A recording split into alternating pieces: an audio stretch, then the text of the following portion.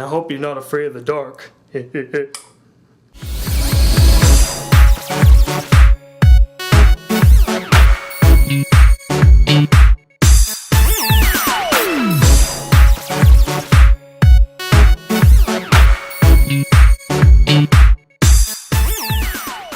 guys, the Black Critic Guy. Now we can finally get to my review of Riddick.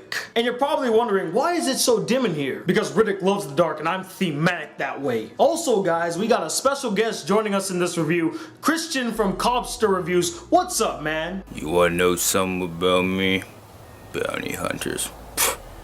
They don't know what a 10-second car is. I'm sorry, that's a horrible first impression. Hey, what's up guys? My name is Christian from Cobbster Reviews. Most of you might know me as Cobbster. I do movie reviews just like the Black Critic Guy, and the Black Critic Guy was cool enough to have me come on for a collaboration review for the upcoming movie Riddick. So Riddick takes place 5 years after the events of the Chronicles of Riddick, in which Riddick is just tired of being the necromonger king. He just wants to go back home to his planet Furia, but he doesn't know where it is. So while in search of his planet, he gets left for dead on this desolate world, kind of in the same vein of Pitch Black, and it's basically him trying to get back into the groove, getting his animal instinct, because after being the king for so long, he's been civilized, he's been tamed basically, so he has to get back into his groove. But after surviving on this planet for some time, he came to realize, man, I need to get the fuck off of this planet. So he sends out this emergency beacon, which is basically bait for any mercs that just so happen to be passing by. 2 people fall for the bait, they come to investigate. Riddick messes with them for a few minutes until shit hits the fan. When it comes to these movies, I'm kind of split. I did like Pitch Black. I think it was a really underrated film. I didn't get a chance to go see Chronicles of Riddick. It never really sparked my interest. Maybe I'll go check it out after seeing Riddick, because I gotta say, I really enjoyed the hell out of Riddick. I think it was a really fun science fiction film. Now, I wasn't the biggest fan of the Riddick franchise. In fact, I just finished watching the other 2 a few days ago just to catch up on what I might have missed, and I'm glad I did, because if you didn't see the previous 2 movies, the third one just might confuse you. So when I heard they were making a third Riddick movie, I was just like, huh, that's interesting. Never thought it would happen, but still pretty interesting. I mean, I went into this movie not expecting a deep story. I didn't go into this movie to see great acting or great characters. I went into this movie the same way I went into Fast and Furious 6. I just wanted to see a fun, exciting sci-fi action movie, and that's pretty much what I got. The characters in this movie, there's no development. They're very one-dimensional and flat. You don't necessarily care for any of them, but some characters do actually stick out. Obviously, Vin Diesel sticks out the most because he is the title character, and he does a really great job. He owns this role, and you get a couple funny one-liners out here and there, and that's what I really enjoyed about it. Though the dialogue is very cringeworthy, it's just so much fun to hear and watch because they're giving off these lines, and they're not really the greatest actors that are coming off, with the exception of Vin Diesel and Katie Sackhoff, who I think is extremely hot and extremely good looking and extremely hot. I don't think I can emphasize that enough. Vin Diesel still kills it as Riddick. He's still tough, he's still menacing. I loved every scene that he was in.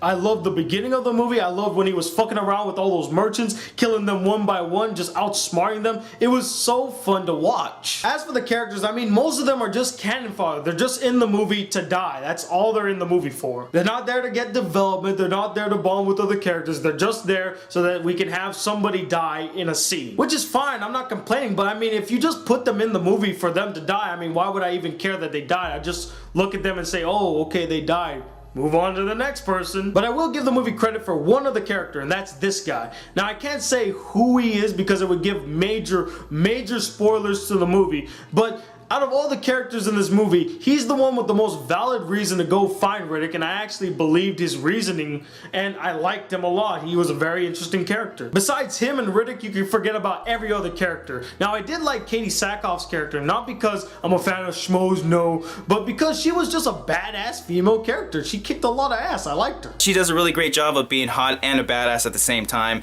Fans of Battlestar Galactica are really going to enjoy her performance because it harkens back to her character back in that show. The visuals and special effects are handled very well in this movie, although I really missed the visual style that the first movie had. I mean, it was very inventive, very creative. You didn't see that in the second movie or in this one, the third movie. I kind of wish they brought it back, you know, it would have added some creativity to this movie. I will say as well, the action's done pretty well. The special effects aren't the greatest because of the low budget this movie has. They do what they can, and you know, I can tip my hat off to them. For some odd reason, to me, this movie had a Jason X feel to it. It didn't necessarily have the campiness menace to it. More so in the sense of treating Riddick kind of like a slasher in a slasher film-esque type of movie. I don't know, that's just how I felt. I felt like Riddick was kind of a Jason character. He's going after one after another, and it was really cool seeing that dynamic of Riddick actually chasing down these bounty hunters that are trying to hunt him, and it kind of goes back and forth between the two, and it's a lot of fun to see him because you get some pretty cool death scenes. And the action scenes did their job pretty well. They kept me very entertained. In fact, I would say that this movie has probably the best death scene of the year so far. It created a little bit more depth for his character from what I originally knew him from the Pitch Black movie. Speaking of which, they do bring a lot of elements from Pitch Black into this one, and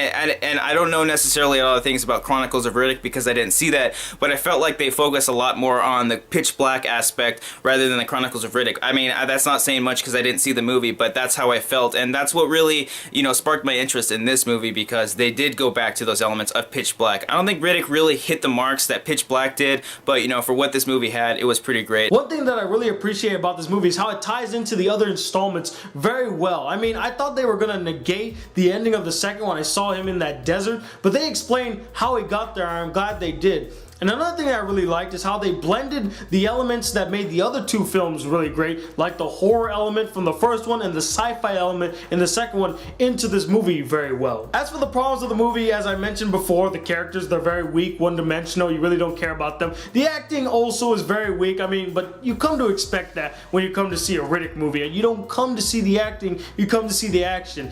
One in particular, Santana, that guy was a terrible actor. It felt like every line he was saying, he was just reading off of a prompter or something. It's just so fun to watch. You can sit down, you can create a drinking game of how many bad one-liners or even how many times people get killed. And honestly, this movie, the plot is all over the place. It is very convoluted. At one point, it's Riddick surviving. Then you have a period in the middle where it just seems like nothing happens. And then you have these bounty hunters come in. Then you have the creatures. It throws in a lot of things at you, but you don't care about that. This isn't a movie going up for an Oscar picture or anything like that. It's just a movie you're gonna have some fun with. The movie is a bit slow and disjointed. I mean, the first 30 minutes is just Riddick trying to survive on this desolate world by himself, which is fun at first, but then it just got a bit boring after a while, and then the mercenaries came and he was just like fucking around with them, which was fun at first, but then it just got a bit boring because it went on for too long, and then the climax of the film finally came, which was fun, but then again, it just got a bit boring and it was a bit too drawn out. I felt like each one of those three parts could have been condensed by at least 5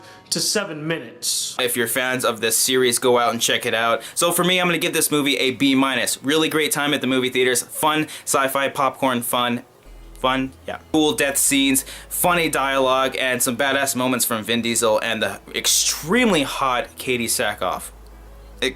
Extremely. I mean, boobage. But overall, despite some of its problems, I really enjoyed Riddick. It's a fun popcorn action movie, and that's really all it needs to be. And I can't wait to see more from this franchise. It has a lot of potential, and they do leave it open to where a sequel can happen, so I'm interested to see if it will. If it does good in the box office, then it probably will happen. And I'm going to give this film a 4 out of 5 stars. It's definitely worth watching, and I highly recommend seeing the previous films to gain a deeper understanding of what's going on in this third one. But thank you to the Black Critic Guy for having me on for this collaboration review. I could not praise you much of how much of an awesome guy you are. And if you have not subscribed to his channel yet, do yourself a favor, subscribe to him. Really cool guy. Thank you so much again. I can't wait to do some more collabs with you, man. And of course, if you're new to my channel, please come over to mine, subscribe to me, check out some of my reviews as well.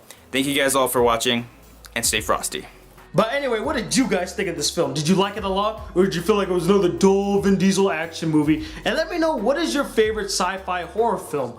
Comment below, let me know. Also, I want to thank Christian from Cobbster Reviews for joining me in this review. Thank you so much, man. Please go check out his channel, Cobbster Reviews. Link will be in the description. Go check him out, subscribe to his channel. And also, if you guys like my shirt, I believe this is the Gatekeeper one. It was made by my good friends over at boomslang.com. Go check them out for cool shirts, posters, phone cases. But if you would like a free shirt yourself and not have to pay for it, you can also join the fan art contest that I'm having right now. Link will be in the description for any information that you would like about that.